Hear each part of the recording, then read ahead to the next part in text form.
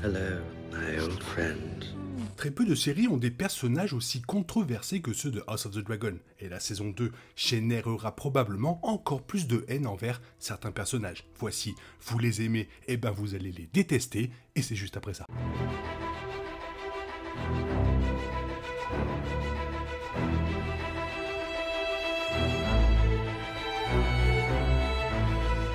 Voilà, Morgulis.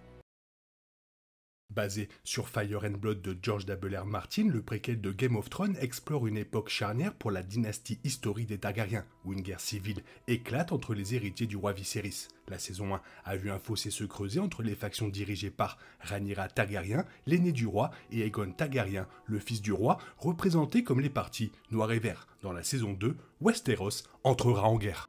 Alors que Game of Thrones couvrait des personnages du monde entier, House of the Dragon est principalement contenu sous le toit du Donjon Rouge, ajoutant une intensité interpersonnelle aux principales rivalités. Les personnages de la série sont liés par le sang, la romance et les amitiés brisées. La série favorise généralement Rhaenyra et les Noirs, mais les téléspectateurs se retrouvent confrontés à des choix moraux complexes lorsqu'ils décident qui soutenir. Toute série qui permet un tel engagement personnel est forcément remplie de personnages que les gens détestent, et à mesure que la guerre s'ensuit et que les enjeux augmentent, la haine ne fera que croître.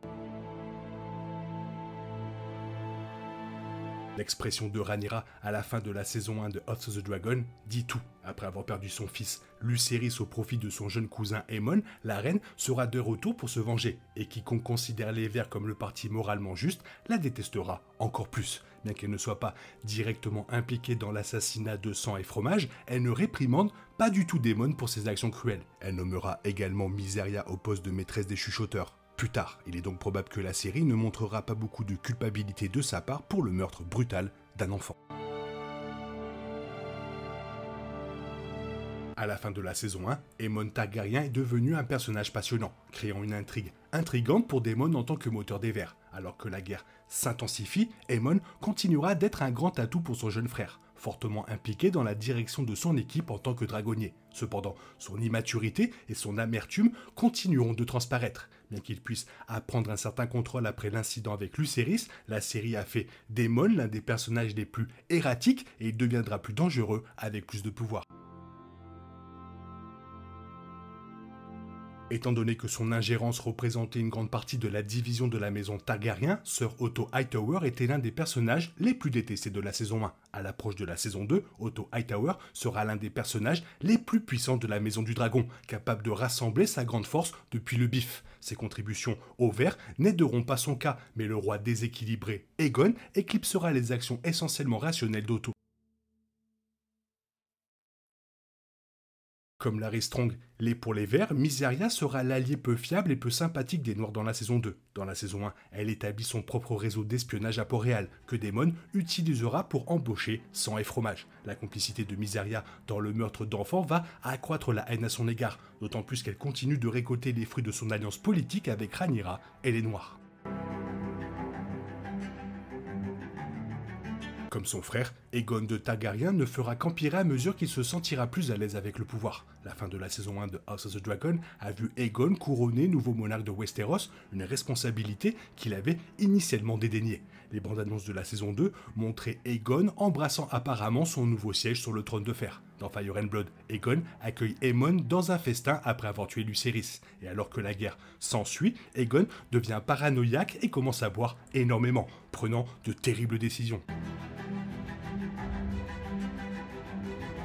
Bien que le duo n'ait techniquement pas encore été introduit dans House of the Dragon, sang et fromage ont été teasés dans la saison 1. Le duo sera introduit tout au début de la saison 2, car ils sont chargés de se venger de la mort de Lucerys Velaryon. Ce sera l'une des scènes les plus horribles et brutales de la série, alors que les deux se faufilent dans le Donjon Rouge, attachent et bâillonnent Alicent, puis capturent Elaena et la forcent à choisir lequel de ses enfants va mourir. C'est l'un des événements les plus horribles de l'univers de George W.R. Martin, et les personnages seront sûrement détestés.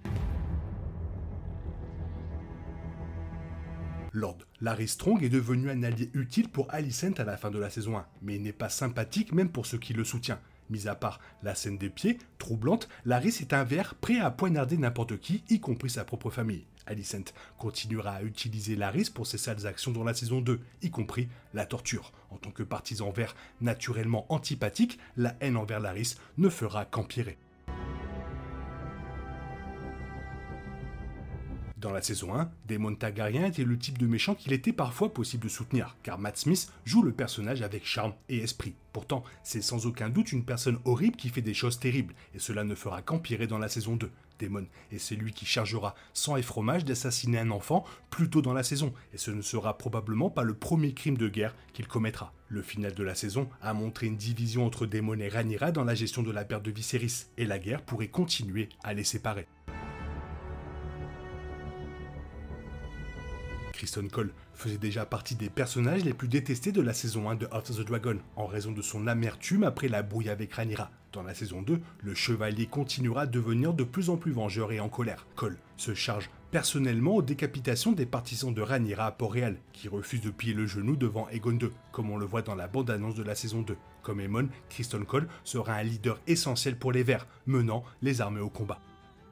Voilà, ça fait quand même pas mal de personnages à détester. Toi, qui tu détestes déjà depuis la première saison, bah fais-le moi savoir dans la zone commentaire. Sinon, il est temps pour toi de reprendre le cours normal de ta vie. Bien sûr, on se retrouve bientôt pour une nouvelle vidéo.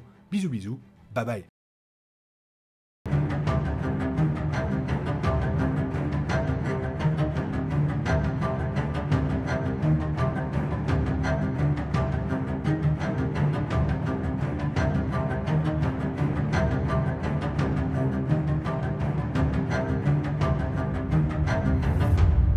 Para το Χάιρις.